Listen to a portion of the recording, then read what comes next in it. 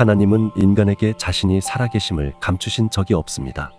그분의 영원하신 능력과 신성은 창세로부터 피조물 가운데 분명히 드러나 있어 누구도 하나님이 없다고 핑계할 수 없습니다.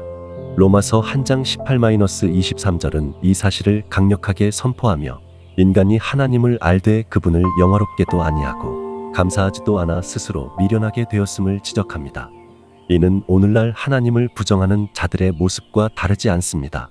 그러나 하나님은 자연 만물을 통해 인간 존재를 통해 심지어 인간의 종교적 갈망을 통해 살아계심을 지속적으로 말씀하고 계십니다.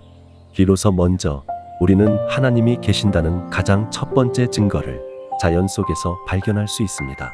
하나님은 별과 달과 해 그리고 광대한 우주의 구조를 통해 인간에게 하나님의 존재를 끊임없이 말하고 계십니다. 하늘의 별을 보며 인간이 만든 망원경을 통해 수십억 광년 떨어진 곳까지 탐지하며 우리는 그 광대함에 놀라지만 그 모든 것을 창조하신 하나님은 보지 못합니다. 별의 크기, 거리, 질서 있는 운동은 단지 우연의 산물이 아닌 지혜로운 설계자의 존재를 가리킵니다. 하나님은 자연을 통해 내가 여기 있다고 외치고 계십니다. 승으로 이어서 두 번째 증거는 인간 존재 그 자체입니다. 인간은 부모로부터 태어나며 연속되는 존재의 흐름 속에 놓여 있습니다. 그러나 최초의 인간은 어디에서 왔습니까? 다윈의 진화론은 단백질, 아메바, 세균 등의 진화 과정을 말하지만 그 시작점에 대한 설명은 여전히 모른다에 머물러 있습니다. 이는 인간의 교만과 무지가 결합된 허구에 불과합니다. 우리가 존재한다는 사실 자체는 누군가가 우리를 계획하고 창조했다는 것을 말해줍니다.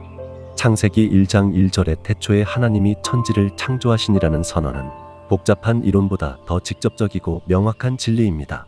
전으로서 세 번째 증거는 인간의 내면, 곧 하나님을 향한 존경심입니다.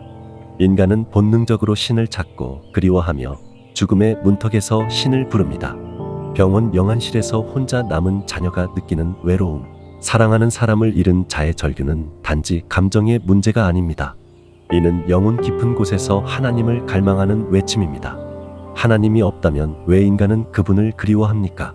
남자가 여자를, 여자가 남자를 그리워하는 감정이 실제 이성의 존재를 전제로 하듯이 신을 향한 갈망은 살아계신 하나님의 존재를 증거합니다.